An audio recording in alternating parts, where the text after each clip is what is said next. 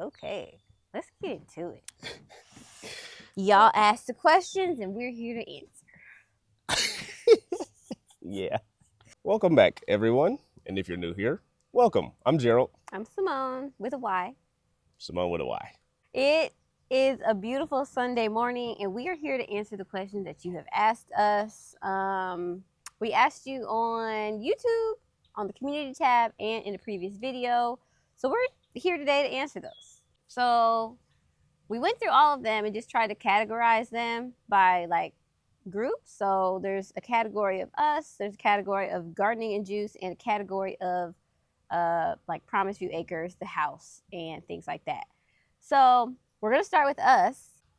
Okay, so the first question is, how old are you? Gerald? Go ahead. It was just my birthday a couple of weeks ago. Yep.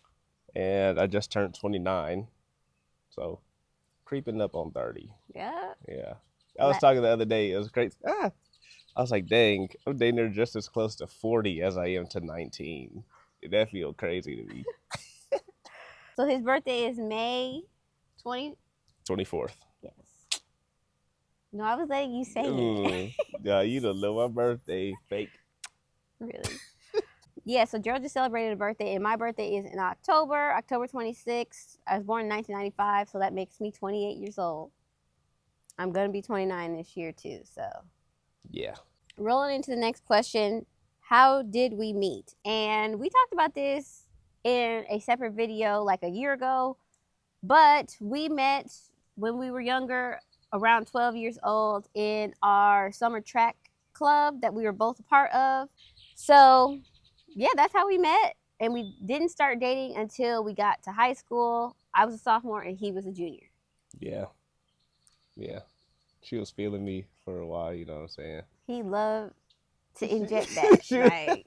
He was feeling me too. She was feeling me. You know what I'm saying? Yeah. That's really it. We'll link the video. Y'all can go watch that one. Yeah. Whatever, and check out the whole little story behind it. Yep. No one asked this, but I think it's very interesting that Gerald is the only boy and he has 4 sisters. So that's a fun fact. He is one of 5 children, and I have 1 sister. Yeah. So just more about us. He's number 4 of 5. Okay, so a big question that everybody wants to know is our careers. Yeah. And so I can start. I probably should have thought about this, how am I going to say this before I get on this camera. But out of college, my major was, what was my major? In college, I graduated. That is crazy because I don't know what major Gerald graduated in. He don't know mine. Like, that's not something that is prevalent in our minds. Because it don't mean nothing anyway. Your major, it literally doesn't mean anything at all once you graduate. Unless you like try to be a doctor or engineer or something like that. Your degree literally basically mean nothing. There's so many skills that you can learn. You know, a degree is a good base to have, but you could go into any career if you have the right background and experience. So, but yeah, my major was selling and sales management from Purdue University. I was very career focused right out of college. I was ready to get to work. I was ready to climb the corporate ladder and really just go that route. So in college, I was doing like every internship that I could in order to prepare myself for after graduation. And then after college, I landed at Amazon as an area manager. And I absolutely hated that job. And I really just, it was not good for me. I mean, it was good for me in a sense that I learned so much. I had the best boss in that role. He taught me so much also. But I knew that it's not where I wanted, you know, my future to be. So I worked really hard that year that I was in Kentucky. My goal was to be promoted. And I did get promoted within that 1 year. And that led me then to Nashville for a new role as a sourcing recruiter for Amazon still. So in that role, I loved it. In that time of my life, newly in Nashville, I was able to travel. I went to Canada and like pretty much every other state that you could think of for work. It was a great time. It was just a great time to be able to travel and get that extra experience. So my goal at this point was still to climb the corporate ladder. This is still my focus. So then I became a recruiting manager for Amazon. And that's really kind of when my focus started to shift, and I just was not feeling the corporate world anymore. Something just shifted in me. And this is when Gerald and I, we were married at this time. He was in Nashville now. And it was kind of just like my focus of life was shifting from trying to climb someone else's ladder and make their dreams and goals come true, instead of focusing on what can we build together? How can I bring my talents to the table that we are sitting at? Like, I know I'm a talented young woman, and I knew that I could be an asset at really any table that I'm at. But with the vision that Gerald had, I knew that my talents would be better suited at this table and what we're building, and helping to make this vision a reality. So that's when I started to kind of feel, like, okay, my time in the corporate world is really coming to an end. And this is a whole story, but we were praying and fasting and believing in God for like really a way out of Amazon, and out of the corporate world. I didn't know what was next for me, but I just knew that my time was coming to an end. Long story short, I exited the corporate world in 2022. Oh, yeah. Mm-hmm. Yep, at the end of 2022. And we didn't really have a plan. We did know that we were pursuing the juice business, and that was something that I was actively working on, and actively like pursuing and trying to bring to life. Like, I knew that that was my purpose in this time of transition. So that's what I was working on when I left my corporate job. And it's funny because in college, actually, I have a certificate in entrepreneurship and innovation.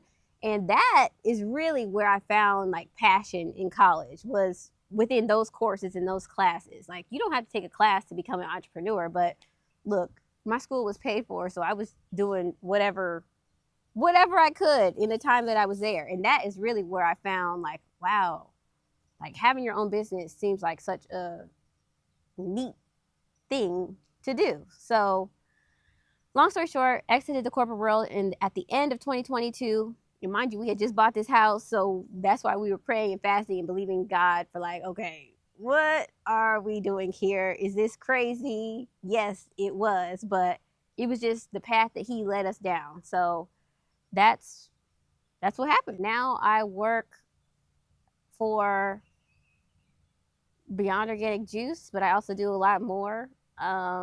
It's kind of hard to say exactly like what my role is. She a wife. She a woman. She do so much stuff around here that don't make sense. It don't make no type of sense. She helped the juice business keep that afloat. That mug would be still dead in the water if she wasn't here helping build and move that mug forward. She helped take care. I mean, small stuff. It'd be so like little stuff to keep the household running and functioning, like the household, the business, the YouTube, the Instagram, like everything that we do that we're working and building on. She got her hands in, and like she working on, like she does a bunch of like, I don't know, what am I trying to say now? I don't know, but thanks, because this is a struggle of mine. Is like, I get so like, I hate when people ask me, what do I do? I have a tendency to really like underplay myself. And this is something I'm working on, is really just like rediscovering my identity. Like, it makes me emotional. Like, every time I talk about this. Woo! I know I'm being worked on, y'all. Like, every time I start talking about like my identity, it's like the Lord is really trying to, he's working on me right now. And because every time someone asks me, what do I do now that I left the corporate world? It's like, I get so, I don't know if anxious is a word, but it just makes me feel so small almost, because, in the world, it's like people are kind of sizing you up by what you do. Like when I was a manager at Amazon, it sounds real good, right? Like it makes you feel almost good. And I hate that, but it does. It makes you feel like you're somebody. And like you're doing something, like, oh yeah, this is what I do for work and this and that. But I was not fulfilled in that role towards the end. Once again, all of my journey and background has made me who I am today, and I would not change it for the world. That was my journey. But once I left the company and people ask what you do, and I really don't have anything to say, it just made me feel very, very small. So that is something I'm still working through and understanding. Like, I do a lot, and I know I do a lot, but I don't know how to communicate, what I'm actually doing. A ton. She walked in her role as a woman. Like, she walked as a I would say a godly woman, but like just a woman, like the sense of the epitome of a woman in general, walking in that would make it a godly woman, because God is the one who created women or a woman. So walking in what being a true woman is, or being a true man, whatever it is, it's gonna be godly, because he created the two in the first place. So if you doing it right, yeah, you doing it the godly way. And she walk and do the stuff that a woman does. Thanks. It's so hard to like explain, like get that across, how much, like, it's Adam and Eve all over again. Adam had all this stuff he was ready to do, this thing set before him he was about to work on to get going on. He was like, I need some help. Like, I need some help. And the Lord brought him a woman. He was like, oh yeah, I'm geeked. Like now I can get it done. I couldn't get anything done nearly as well as I need to, as quickly as it needs to be done, if it wasn't for her doing what she do. And it kind of irritate me sometimes, like when when people would ask, like I could see it, she like back it down a little bit.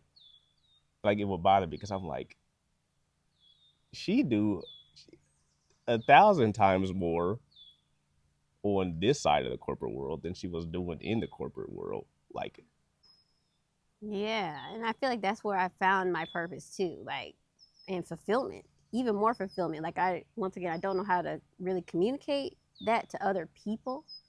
Like, I'm literally going where God is telling me to go, and helping this man to build what we have going on here is where I find fulfillment. Yeah. Like, this is it. Like, what we're doing, this is what I do. Like, this is where my talents are best used.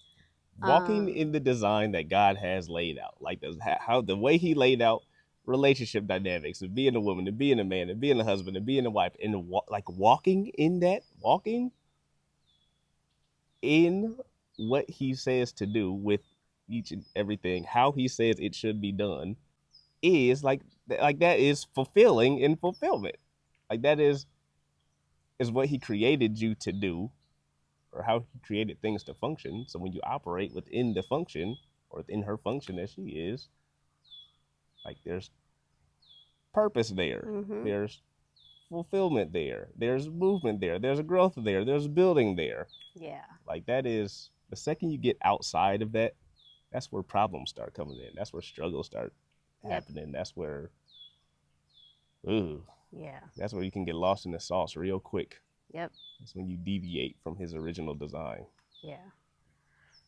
Okay. Now, if every question is gonna be like this, this gonna be a 2-hour-long video. But yeah, so that's my career path. I hope that was clear. A wife. That's what it is. A wife. To put it plainly. Okay, so yeah, Gerald. Yeah, I work at the hospital. No, I do work at the hospital. I do medical sales. Your major? Oh. In college. Yeah.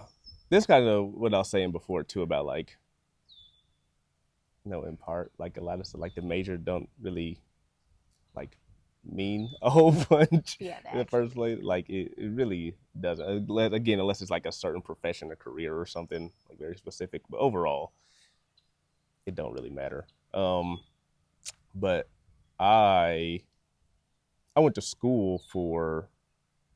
I mean, my major. What was my major? I know it was something. Oh, like athletic. yeah, movement and sport sciences, right. Exercise science, biomechanics, something along that. But I'm gonna keep it a buck.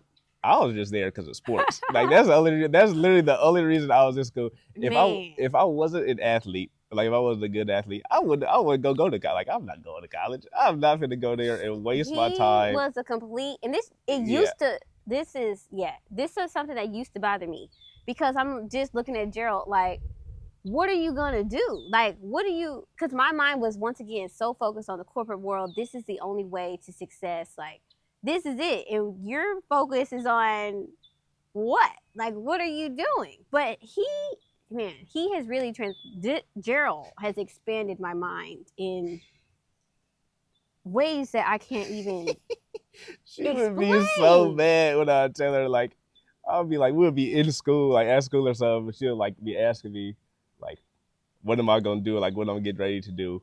And I'll be like, I'll like kind of tell her, because like the vision wasn't completely clear to me yet, but I just knew, like, had an idea of where God was taking me. He and like knew, yeah. I wasn't going in any other direction. Yes. So she'll like ask me, what are you gonna do, whatever, and I'll be like, I'm not getting this job, or I'm not getting that job, whatever. And she's like, what do you mean you're just not gonna do? Like, how do you? Like, what do you mean, sir? I'm not doing that. Well, I'm not doing it. And as a woman who is looking at this man, we're not married yet, but you know, I'm looking at the. I mean, I knew he was my husband all along, but I'm still looking at, just like any other person dating someone, like, where is this man taking you? You know, like, and for me, it was very unclear. But once again, we're not married yet, so I'm really still doing my own thing, focusing on my career and things like that. Getting this man to the finish line, to cross the graduation stage with me was like, yeah. It was a journey, guys. But we crossed that stage together. School was not for me. But wait. Huh? It's not like he wasn't smart, because he's very smart. It's just the application of his brains in the school setting is where, you know. Yeah, it was the worst of me. School always bothered me because it was like, I'd be real interested in stuff. Like if something even slightly halfway piques my interest, like I'm going to go learn about it, to do a bunch of study, whatever I'm on. And in school and stuff, they'll be talking about whatever in class. And I would go home and I would like study about the stuff, do whatever. Like just because it was halfway interesting to me. And I'd be like, wait a minute. The stuff that y'all talking about, that ain't the truth. This is the truth over here. And then quickly started realizing that this whole thing is bogus. So it really, like, I don't want to be in here. I'm in here wasting my time. Teachers don't be talking about nothing. It's boring. I could be doing so much other stuff with my time. Like, I could not do school at all. I would just, man, my brain wasn't built for that. I just wasn't built for school. Like the school system, it wasn't for me. It ain't for me. It ain't for everybody. Yes, and that's something I learned through Gerald too. Well, through a few different people in my life, that just like the mainstream education is not always the best way for everybody. Like, it's not just a one size fits all. So some people learn different ways, and there's different ways that you can learn and still be successful. So yeah. But anyway, with the school ball, I did that. And even like throughout high school and through college in the summer, my dad owns his own business, his own distributorship, like medical, device sales, whatnot, and everything like that. So in the summers, I would go into work. Like that would be my summer job since high school on. And, even like when I was in high school, I was like, okay, like when I get done, like this is part of why if I didn't go to school for sports, I wouldn't have went to college, because I was like, okay, I know I want to get into this profession at some point, like get into the medical sales, whatever, at some point anyway. So it was pointless for me to try to go off to college anyway if it wasn't for sports. So I was doing that, went off to college, did sports, whatever. And after I graduated, I just, picked that up full time and just kept going with that. So that's what I do for work. I do medical device sales at the hospital with my pops. Which kind of leads into the next question, because a couple of y'all have asked, like, do we plan on going full time with it, like leaving our careers and planning on going full time with the juice business? And the juice business, I would say, is where most of the focus and energy goes to. That's where what we're really, really working on. Like, that's what's one of the big things that's been set before us, for the Lord to work on. So it is a primary goal and vision to keep growing that and being able to serve and provide, as many people as we possibly can, with the best possible product, like in that industry, like to really serve y'all with that. So yeah, putting a ton of energy into that and growing and scaling it, but I don't plan on, like, when that gets to a certain point hey, Shadow wants to say hi. Scratching me up. Get down. But I don't plan on stopping working at the hospital. I don't. I mean, unless the Lord has a different call and pulls me away from it completely. But I don't plan on stopping that over there. Yeah, to answer that question. No. And like I said, I already left my corporate job, so I'm in it. Okay, oh my goodness, that was one question. Okay, do we want kids? Yes, we do want kids. I'd say I want, like, if it was up to me, I'd want 2 to 3 kids. Gerald is all over the place with this question, depending on who he's talking to, because sometimes he wants a mini army and sometimes it's 2. So, what do you say?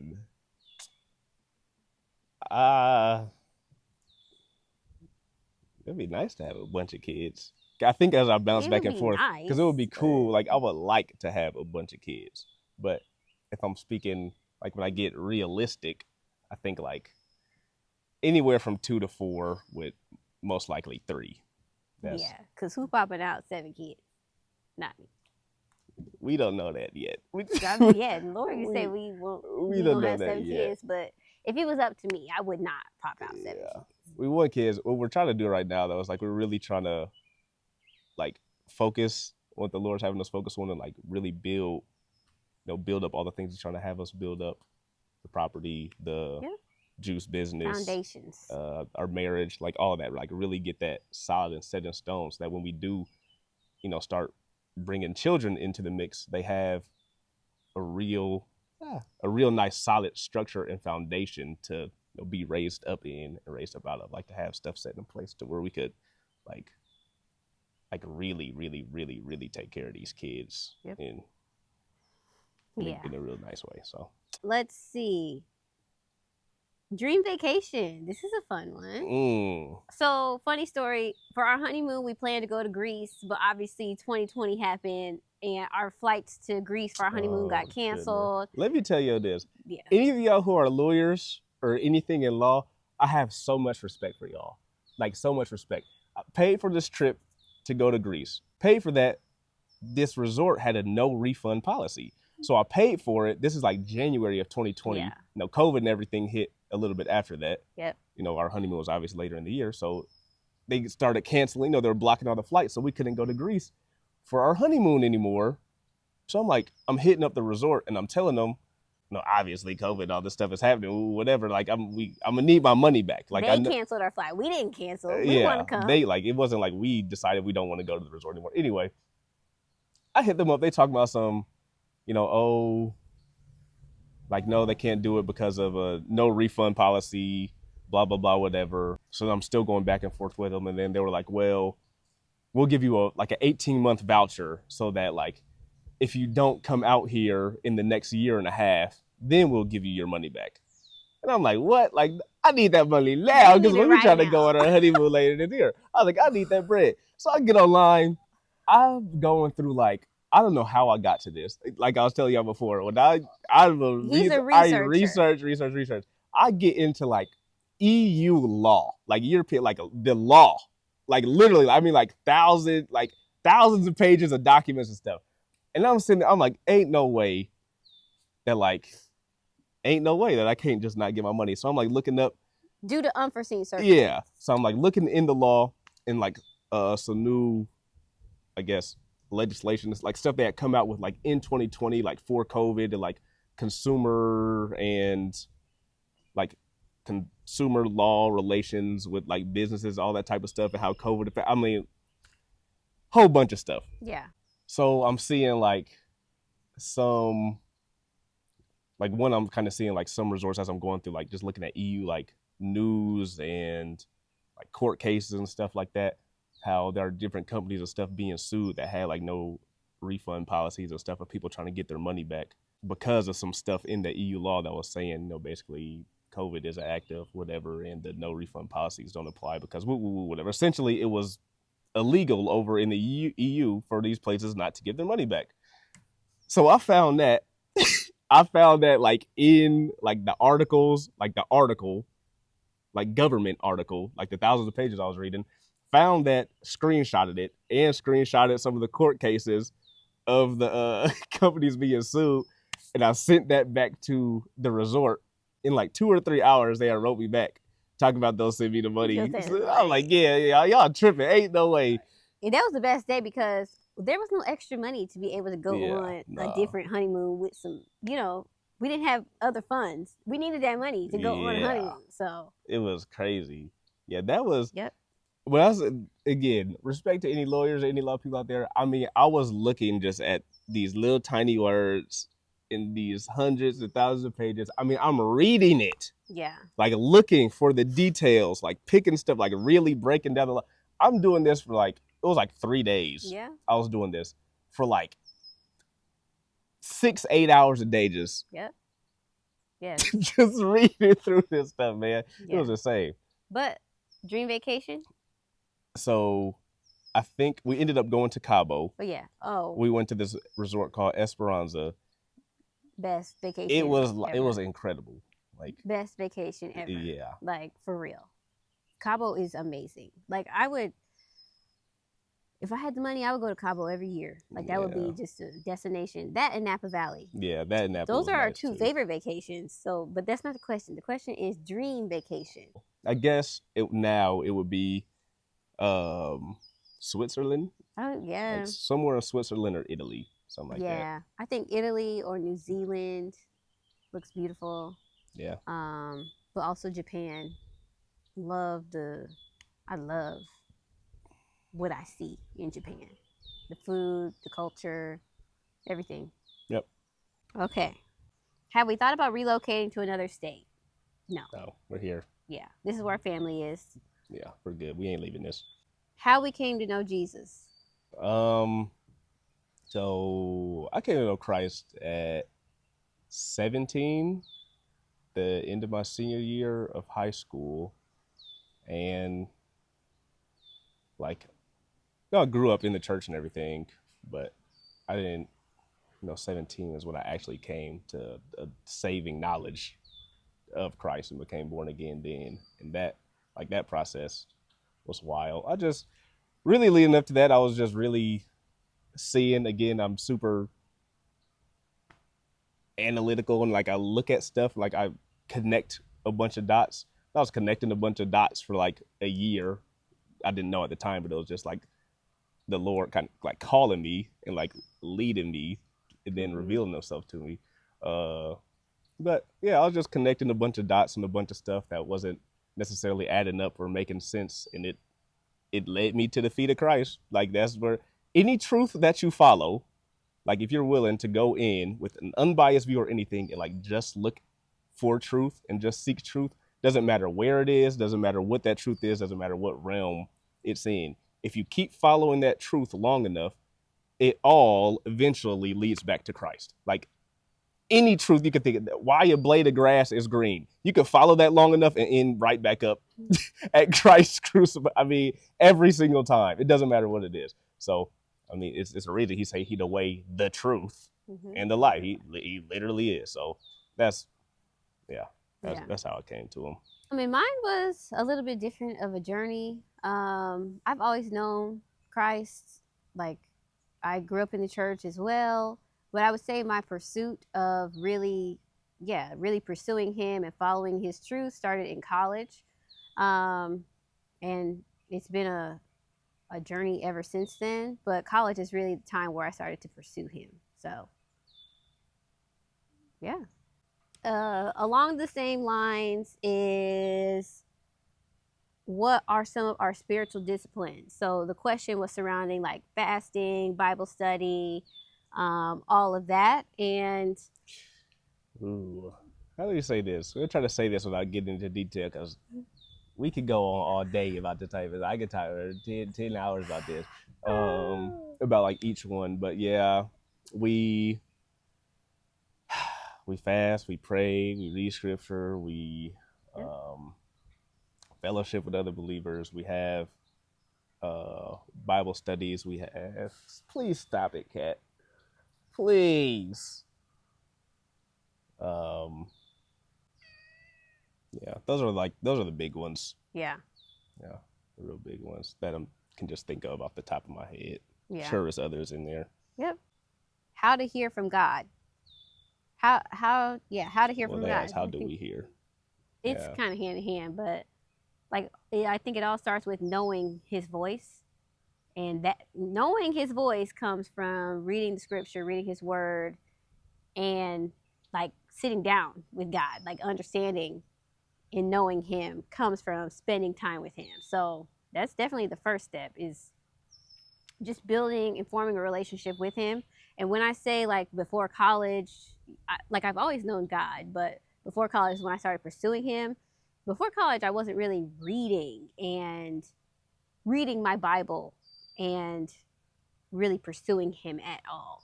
But when I started reading my Bible, I started to understand him more, his ways more, and just his truth. And that's when you really start to hear from him, because now you know him. How can you expect to hear from someone that you don't know? So yeah, you don't know what they sound like, what their voice is. Like, you don't know them, so how you wouldn't know. But he's always like, it's like always a call. He's always speaking. He's always talking. Mm-hmm. Today, if you hear the voice of the Lord, harden not your hearts. Today is an ever-present thing. So he's talking every day, always, constantly. But people are, you're either listening or you're not. And yeah, like Simone said, like being in the Word, being in Scripture, and a lot of times, like how I'll hear, like when he'll drop something off on me, it's like it'll be founded in the truth, right? So, people like say like the war is in the mind. The war is in the mind. Like that's where a lot of like the spiritual war and warfare is happening, because the mind is invisible. Like you can't see, it's not tangible, but it's there. Like that's where the fact that it's invisible is indicative of it being spiritual, right? So the war is in the mind. So like the thoughts or whatever are constantly coming. You have your own thoughts. You have thoughts coming in from the enemy, and then you have the thoughts and the words and everything of God. So like if there are thoughts that I'll have, and imaginations in pretty much every thought that I have, like I'll grab it, I'll analyze it, like, okay, was this my thought? And the thought that's coming from the Lord, sometimes it'll be obvious, like it'll just be like a straight up scripture, like pop in the head, like as I'm doing something, like as I'm doing whatever, some type of principle or whatever it is, again, from his word will pop up, in the thing that I'm doing and reveal itself. Or I'll have a more like it'll just be like a more straight up voice and thought, not really word or scripture. It might be like a sentence, like he literally might say something to me like quietly, and I'll be like, I don't know, like, was that me? And if I don't know it's me, I'll grab the thought, I'll take it, and I'll bring it to the Lord, I'll bring it to Christ, and then he'll bring in, if it's truth and it's from him, like he'll start bringing in scripture into my mind to back up and to confirm like what just popped up into my mind and thought. So it's going back to, it's the word, it's the scripture. Like knowing his voice is knowing his word and knowing his scripture in context, like knowing that in context. And like when it's in you, when it's written on your heart, and when it's in your mind, when you're doing things, and when this stuff pops up, like those are his words. That's his word. That's not, you didn't make up the scriptures. Yeah, it ain't just, that's his word. That's his voice. That's what he got written down.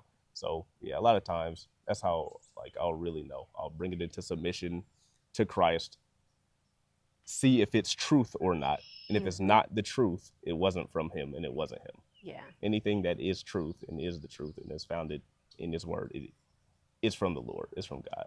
I was reading about this morning, like that still small voice. The earthquake came. Yeah. The winds. I forget what else. And then he heard that. Yeah.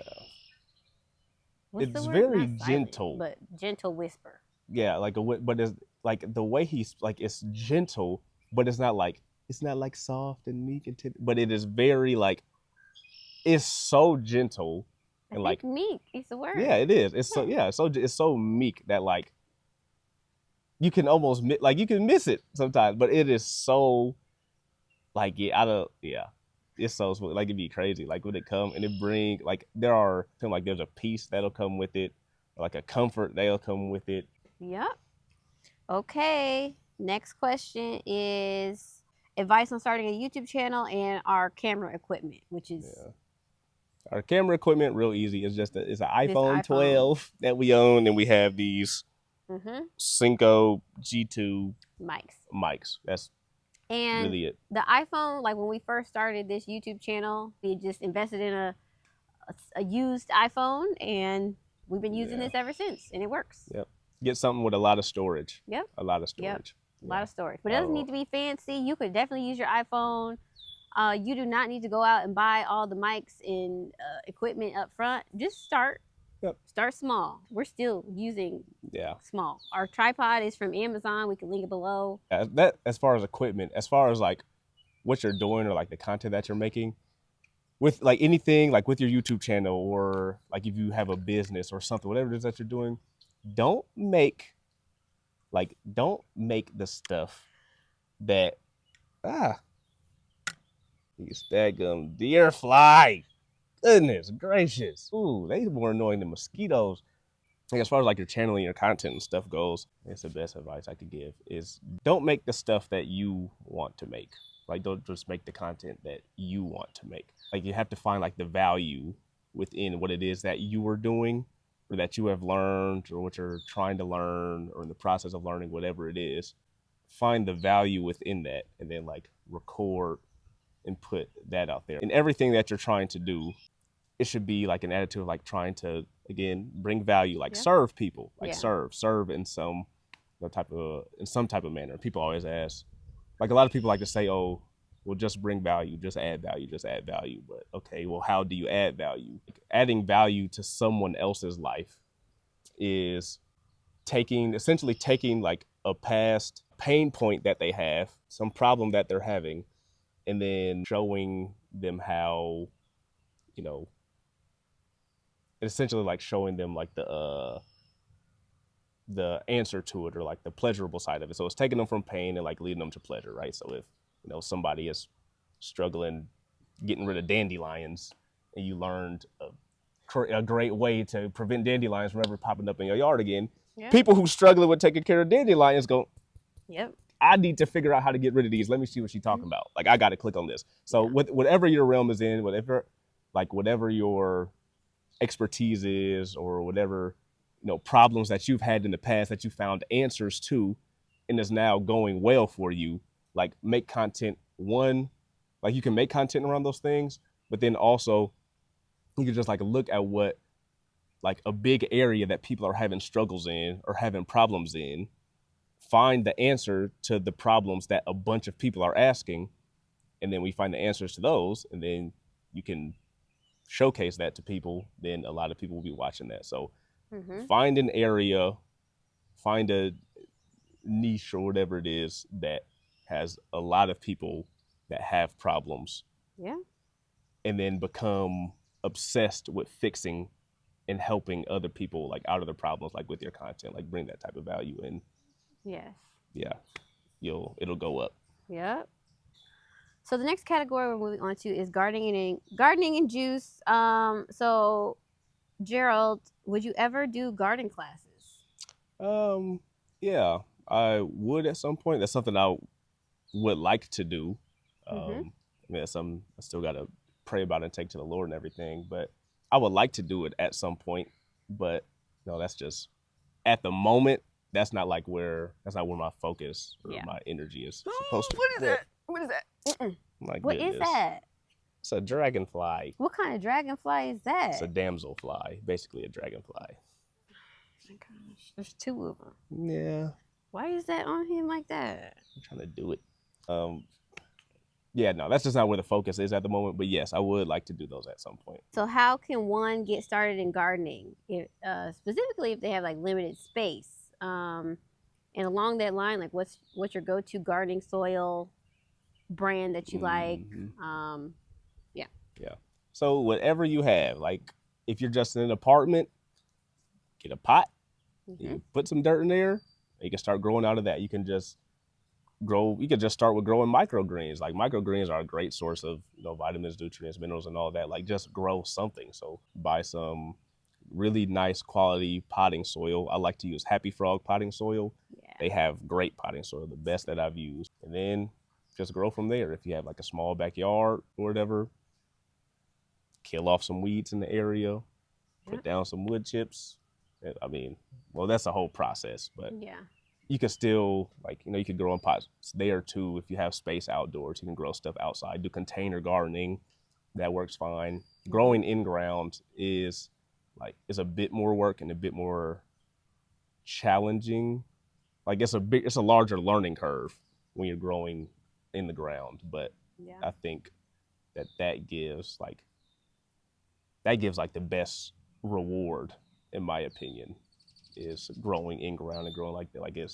I don't know. That's my favorite way to grow. I think it's the best way to grow. That's how God got stuff growing. It's growing out the dirt. That's how it's supposed to grow. So if it's growing out of the earth, if you don't have enough space outside to grow on the ground, you can do raised beds. If you don't have enough space for raised beds, you can do container gardening. If you don't have an outdoors and you're just in an apartment, you can do a little container gardening in your house and do microgreens.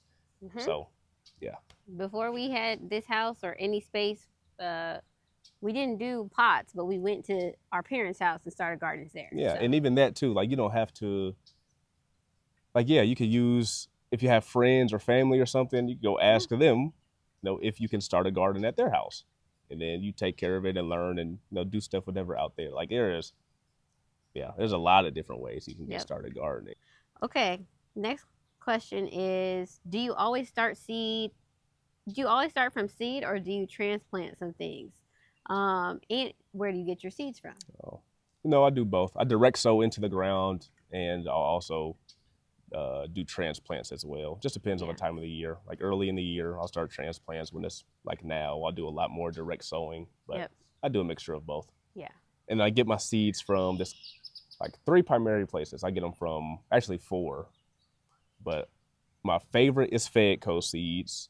And then I also get some seeds from In My Gardener. There's this other website called Seeds Now. And then occasionally I'll get some from Baker Creek, but I've had a couple issues with their seed in the past, so I don't buy from there a ton anymore, but every now and then. Okay, and the last question around gardening is, zones. So someone said they live in Las Vegas, which is 9A grow zone. It's scorching hot here. How often should I water and what times of the day? So I guess talk about grow zones and how people can learn about their grow zone and what they should do. Yeah, so you can look up just your USDA hardiness zone map. You can type in your zip code and it should tell you what your zone is. We're in zone 6B here, and it'll tell you all about whatever your zone. But for this question specifically, in Las Vegas, in your zone, I think you said 9. Was it 9A? Yeah, and 9. Hot. So it's hot there, and it's also desert-ish too. So the stuff you're going to be able to grow in zones and stuff varies and everything. So yeah, just research your zone. Yep. But I would, one, really doesn't matter what zone you're in. Water either really early in the morning or later on in the afternoon. You don't want to water midday or anything when the sun's really out. You want to wait until later. But also mulch with organic matter mulch, whether it's wood chips, whether it's leaves, whether it's grasses, some type of organic material. That'll keep a lot of the water in. It'll help keep your plant roots and stuff cool and everything. And it'll really help them grow. With here in zone, 6B, A, whatever we're in. Last year we were in drought. It was drought conditions last year. We didn't get any rain, at all. Grass was turning. It was Crunchy. Bad. Like, yeah, it was bad. Yeah. I didn't water my garden at all last year. Like at all. The only time I watered was like when I would direct sow seeds. Starting seeds. Yeah. I would water until like they sprouted. And then once they sprouted, I stopped watering. But that's because I had a real good solid like wood chip mulch and everything around them. So like, even in July, August, in the heat of the summer, because I had, a nice solid wood chip mulch and leaf mulch on top of it, it retained all the moisture and everything in there. So I didn't have to water at all. So I'm not saying it'll be like that where you are, but if you do add leaves or wood chips or stuff, you'll have to water a lot less frequently than you will without those things. So that mulch will just drastically reduce your need to water. And all you need to do when you put mulch on to see if you need to water or not is move whatever your mulch is to the side until you get to the soil. And if the soil is still damp, you don't need to water. If it feels a little dry to you, go ahead and water it. Cool. Next question is surrounding juice. And do we ever plan on shipping our juice? And the answer is yes. And that is something we've been working on behind the scenes, and just doing whatever makes the most sense, and just figuring out the whole logistics of it all. So yeah, it is a plan to start shipping at some point. Yeah. Yes. And then where do we get our juice recipes? And I will say that Gerald is the recipe master, even outside of juice specifically. He's just good with flavors and flavor profiles and tastes and things like that. But yeah, first of all, there's a ton of free resources and things out there, Facebook groups and things like that. So just do a little bit of research, but then also have fun with it. Do your own thing, and maybe you see a recipe that you like, but then make it your own. It's a book called Steal Like an Artist, which there's nothing, there's also, in the Bible too, there's nothing new under the sun. Like there's nothing new. Like everything that anybody does is like a rendition or a change from something that somebody else has already done. Like there truly is like nothing new, like brand new here. Like there really isn't. So like you can take, just like take an idea that someone else has already came up with, or a concept or a recipe or a flavor or whatever, like take that, but then, take it, change it, tweak it, add this, add that, or improve it this way or improve it that way and do that, what I'm saying? So like start building again from there. It's like a lot of the recipes, like in the juice world, you'll see a lot of different juiceries and stuff have the same, like have some juices that pretty much have like the same ingredients and stuff in it, but they don't all taste exactly the same. Some of like they kind of taste similar, but they don't all taste exactly the same. So just look at other people's recipes that they have, get recipe books and whatnot, and then just start adding your own twists and everything to it. Like that's what I would do. I would get like some concept ideas, whatever. I'll take it, I'll test it, I'll try it out, and I'm like, I don't like that. I'm gonna tweak this. It needs a little bit of this, or if it had a little bit of more of this, or a little bit more of that, then just play around with it. And give the recipes that you have created to friends and family first before you put it out on the market, and they'll be honest with you. So thinking about doing a recipe book at some point. A juice recipe book. I think that would be cool. So how much money did we save for this house, and how can you set reasonable goals to be able to live this lifestyle? Start this one out. So I think the biggest advice that I would give is to save your money. Save your money. When I was climbing the corporate ladder, I was saving my money. Every bonus that I got, I was saving those bonuses. And it's not like I really had a goal of what I was saving for, but I just knew that I needed to save my money. It was almost just like an instinct. Yeah, I knew that I was gonna have to pay for a wedding at some point in my life. I was not even married yet, but that was just, I knew that was coming. So yeah, I was naturally just saving my money. Gerald was saving his money. And then when we got together, got married, and the vision became clear of where we were going, it was like, okay, now we know that we're preparing and save our money for whenever God sends us to the right house, in the right place where we are to be able to live. So, that work that we did in preparing for this really, set us up to be able to do something like this. And I'd also say, like, something that I think really kind of put us ahead is that we are debt free. Like we both ran track. Our school was paid for. So we didn't have debt, which I think is a huge factor in like God led us to this house. That is like something we cannot deny. Like there was a lot of things that just had to align perfectly that he ordained, but like from a preparation standpoint, we were prepared and we were also debt free, which I think is a huge factor in taking on something like this. Like when I was, so when we found the property, and you know, we were talking to the broker. Is that what it's called? The lady who the loan people.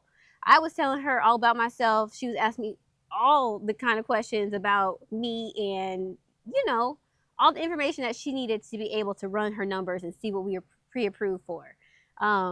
She loved me because like my background was just really good. I had worked for Amazon for a good enough time, same job, you know, had no debt. I had a savings, perfect candidate to be able to receive a loan. And Gerald was too. His was a little harder because he was considered like an entrepreneur. It came together well. Yeah. It wasn't like we weren't just saving like just to save and just throwing and putting down whatever. We had a vision of something that we were working towards, even, you know, something that the Lord had revealed, you know, a long time before, even when there was no really sense or understanding of how it was going to happen, but it was just being prepared for the opportunity, like when it presented itself. So it wasn't like we just upped and, you know, walked out, did whatever one day. Again, it started with, you know, faith and a vision and a hope that he was leading us to, but then it was being prepared for when the opportunity came. So when I talk about saving, like I had this, he gave me this idea or like this vision that he was working and building me towards like back in high school, whatever. So, you know, when I got to college, like the money and stuff I'll come across in college, like I will put that away. But I do, like, I'm saving for, I had this thing that I'm saving for. It wasn't money just sitting there. So I was super, like, we were super hyper intentional about saving for like this, like for a home. Like we were very before we saw it, before we could see it completely, but we just had like, okay, this is what we're working towards. So we just put away bread, we put away money, we just stored and put stuff, you know, and we didn't like, we were just very intentional. We didn't just go out and buy this stuff or go out and buy that stuff or go out and buy whatever. Like we weren't wasteful. We were very, very good point. If you're not intentional with, if you're not intentional with anything, like it's all like it's going to go. It's just going to go. It's going to be waste. It's going to be nothing. It doesn't really necessarily, like, even if you have, you know, even if you got $10 million, if you're not intentional with your $10 million, it's going to be gone before you know it, or it's not going to do anything for you. So you have to be a good steward over the money that you do have. Yes. And also, well, first of all, one thing that I thought of when he was talking is when I first met Gerald, he had bags of quarters, like bags of quarters. Like he would save quarters. Like that would be his thing, like literal bags of quarters. That was just a fun fact. But also when I was once again climbing this corporate ladder, getting raises every year, I'm still driving the same Pontiac G6 car. Like I didn't feel the need to upgrade my car with my new upgraded salary, you know?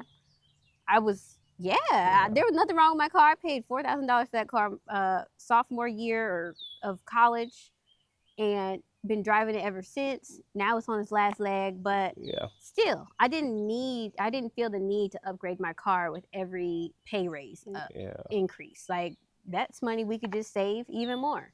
And also I think a big factor is too, like if you do work for a company, take advantage of the things that the company is giving you. Like if they're going to match your 401k, you better match that 401k. You better put in whatever you need to be able to match that 401k. And I had great stock options too with Amazon. So all these things led into our preparation to be able to receive this house. You have to be, again, you have to be faithful with little so you can be faithful, you know, so you can, you know, be faithful obviously with much. Like if you can steward little, you can steward much. Because if the same principles again, it's principles, back to principles and truth in the way that God has set stuff up and ordained things. If you apply God's principles to $5, eventually that $5 will become 50. You'll keep applying the principles apply no matter what amount of money you have. Yep. So if you're applying these solid money principles and stuff to things, or whatever the principle is, it can't help but to grow. It can't help but to be fruitful, and it can't help but to be abundant because it's his truth, it's his word. So operating like that is, again, we didn't just come into whatever, but we started with very little. Yep. Stayed faithful and true to that. It kept being good stewards over it, and it's just kept compounding over and over time, and he just returned blessing more and more and more on that. By being faithful what he was giving us. Doing all that when he called and said it's time, we were ready. Yeah. And we didn't when we got married too, there is no my money, her money. It's our money. It's both. It's our money. Whatever, what anything is, any expense, any bill, any payment, whatever it is, we unify over how this stuff, how the money's being utilized, how it's being spent, what it's being spent on. There's no, when you're married, whether you try to make it be like that or not, there is no your money, her money, my money. It ain't like that. It's any dollar that come into that household is both of y'all's. Yeah. So we all the money came together. We're aligned on vision, aligned with our money, and then we moved and operated out of there. There is no. Yeah, nah. You done? Yeah, go ahead. We got married. We each obviously had our own, checking accounts and savings accounts. But when we got married, we got a joint account. And so every paycheck that we got, he got his paychecks, I got my paychecks. They both went into this joint account. And from there, we created a budget. So, okay, we have this much money per month.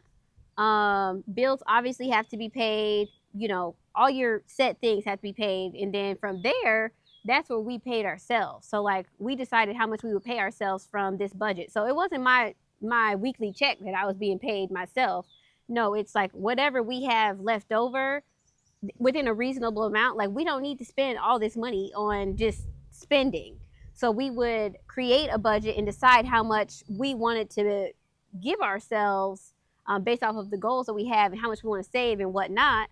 So that way, every month, we know exactly how much we can save and put into savings or put into something else. So maybe just do a self-evaluation. If you're spending your entire check on, shopping and things like that, maybe reevaluate and try to lessen your spending in certain areas to be able to save more. And budgeting is a game changer for us. It has helped so much. Yeah. Because now you have a set amount for shopping and you don't feel guilty about spending that. Or, if you don't spend all your shopping budget this month, you have even bigger budget next month because you have your rollover from the last month. So budgeting and having a joint account where everything flows out of was another game changer for our situation too. So money, good job for mentioning that. Money, whenever people talk about a lot of language around money is very similar to water, cash flow, currency, pools, liquid. It behaves kind of the same way. Your money will follow the path of least resistance. It just will. So if you loose with your spending and buying this and doing this, your money is gonna keep falling out your pocket, and you're not gonna have anything. So pay attention to where those holes are, where those gaps are, where you're leaking money or money is just flowing constantly in this direction. And redirect it into better things that are going to serve you more. Your money is to serve you. You are not supposed to be a slave and a servant to money. Your money is supposed to serve you. So flow it into things that are going to serve you. I just got to say this real quick because it kind of irritates me sometimes because it's not as hard as people make it out to be. There's a lot of learning stuff you have to do, but sometimes people just we just don't really think sometimes when it comes to money. We're just not really literate. Some guy the other day was complaining. He was in this big, brand new, real nice truck, whatever. He's complaining about his bills and expenses, how bad the economy is, blah, blah, whatever. And I'm not saying that stuff is wrong necessarily, but the truck that this dude in had to have been at least like $1,000 a month payment or something. Because he brought up, how again, the car payment was one of the things that, he was struggling to keep up with, whatever. But it was a real big, nice truck. Sell the truck. And like Simone said before, just get you something that gets you point A to point B. Now you have an extra $1,000 back in your pocket per month. Him, and he could do a lot more with that $1,000. He could again break it down into his budget, put some into savings, invest a little bit here so it can grow, put it into you know what I'm saying? So it's being, you got to be wise with it. You got to be smart with it. Just be smart with your spending. If you have an idea of what it is that you're trying to get to or trying to go to, start adjusting your finances and stuff accordingly, what you do with your money accordingly, so that it's working towards this thing that's set before you. Yep. Whenever it does come. You may not see it right now, but you know it's coming, so be prepared for it. The opportunity will present itself, whether you're prepared for it or not. Yes. It's going to come. So you have to be prepared when it does. When preparation means God-given opportunities, that's where the magic happens. Yeah. And also don't keep up with the Joneses. Like, don't get into the habit of keeping up with people. Just focus on what God is calling you to. What you are called to is different. What Mr. and Mrs. Jones called to is different for everybody. Yep. Focus on the purpose that's been set before you and work towards that. Yep. All that extra stuff is vanity. If it ain't for the service of the Lord, if it's not for that, it's meaningless. It means nothing. It means absolutely nothing at all. Stay focused on what he's calling you to. Yep. Okay. Would we ever sell this house? Only if God leads us to sell this house will we sell it. In the presence that we feel from him here, right now, that's not what he's telling us to do. So no. No. Yeah. We would love for this to be a generational house, like something that we've started the building process and doing different projects around the house, but we would love for our kids to be able to take over it. And provide a great experience for them, so they do want to keep it in the family and things like that. Okay, so what do we want the land to look like in 5 to 10 years, and do we want animals and dogs? The answer is yes. We do want animals. We don't want this to be like a full-blown animal farm, but we do want a few animals. So I think we've mentioned this before, but we would love like maybe a few horses. We definitely want chickens. Chickens will probably be the first animal that we have here besides our cats. We hope to get chickens like within the next year. So that's something like that is to come. And other animals, Gerald mentioned like maybe a milking cow or something like that. I don't know if it's still something.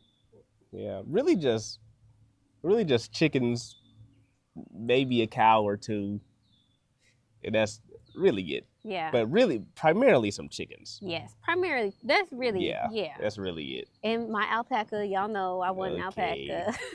Yeah. But our focus, like the gardening part, is like our farming practice. Like that's really, what we want to do and where our focus is. But we do want a few animals just to aid in that. Just for now, some chickens. Chickens are our priority. I need some chickens. Yeah. Bring the ladies on. Okay. Oh, and also in 5 to 10 years, we would hope to have our house, more of the house completed. Tore down and rebuilt. Like that, I want that mug gone. That's our dream. Yes. It's just to be able to just rebuild on the foundation that we have. There's a lot of things, humble beginnings. Mm-hmm. Like this house is fine for us. It's functional. It works. But I guess if we're dreaming, we would love to be able to continue to really work on the house part. The living room is, the biggest room that we've been able to achieve. The kitchen has not been touched besides paint, and really none of the other parts of the house has been done besides paint. So that is something that we would really like to see happen within the next. We're going to we're going to keep working on it. Yeah. Like we're going to keep working on bit by bit. If in the next 5 to 10 years, it'll be nice to have it tore down and something else rebuilt. But there will be continued renovations to this house and stuff. Yes. So just it's a slow, steady process now. Yeah. Y'all know, any of y'all that got houses, y'all know how it go. Right. And we would love to have a golf cart. A lot of you ask us about like why we don't have a golf cart or a whatever. Those things cost money, so yeah, we just ain't got there.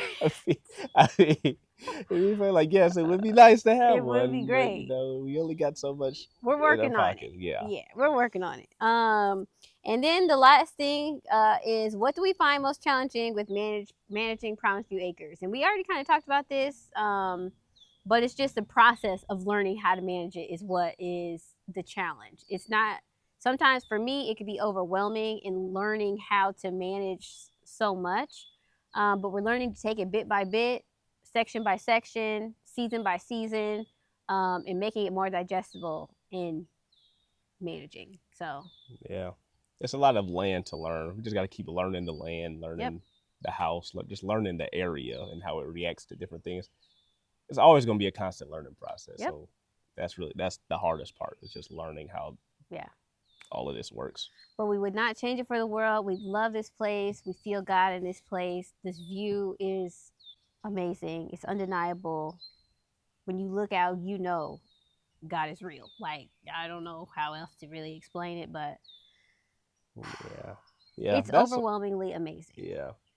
I mean, that's why like to answer every single question that y'all got, like all of those questions, group them together to give you one solid answer on how we do this or what do we do with blah blah blah, whatever.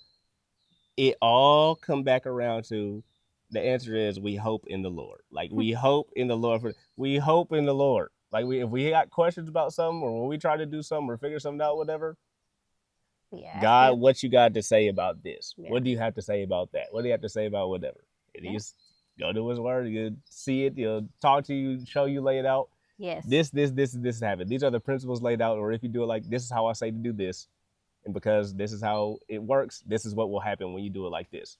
Yeah. So, okay. So, all right, Lord, we going to try it. we going to do that. And our hope is that he going to do what he said the word will do, or how we said to do it. Yep. The result that we'll bring, we'll do. So, yeah. Everything that we do, we go to him about it first. Yep. And there's no other method that will work better than his.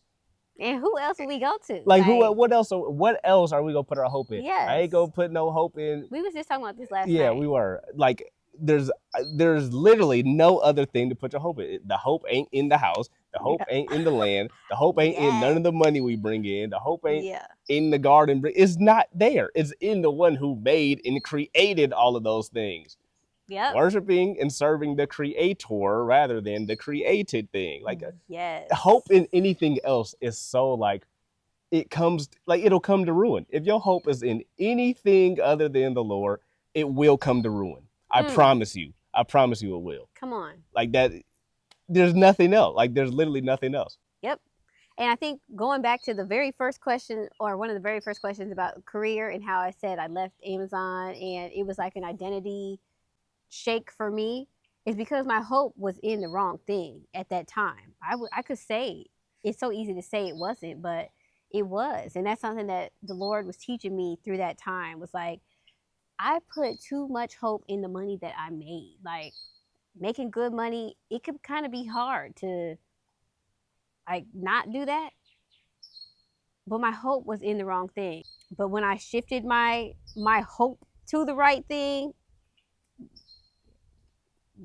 everything turned out exceedingly and abundantly more than I could have ever hoped for. So, that's it, guys. That's all we got for you. I hope we answered. I mean, I looked through all the questions, so I hope we answered all of them. But if you have any more questions, leave them in the comments, and we will get back to you guys there too. Yep, there in future videos. And we'll just keep answering stuff as we keep going along. Y'all keep riding and rocking with us. Yes. So, thank y'all for tuning in. Thank the new folks for tuning in and joining us as well. Yes. We'll keep the show going on the road, y'all. We'll see you in the next one. Bye. Peace.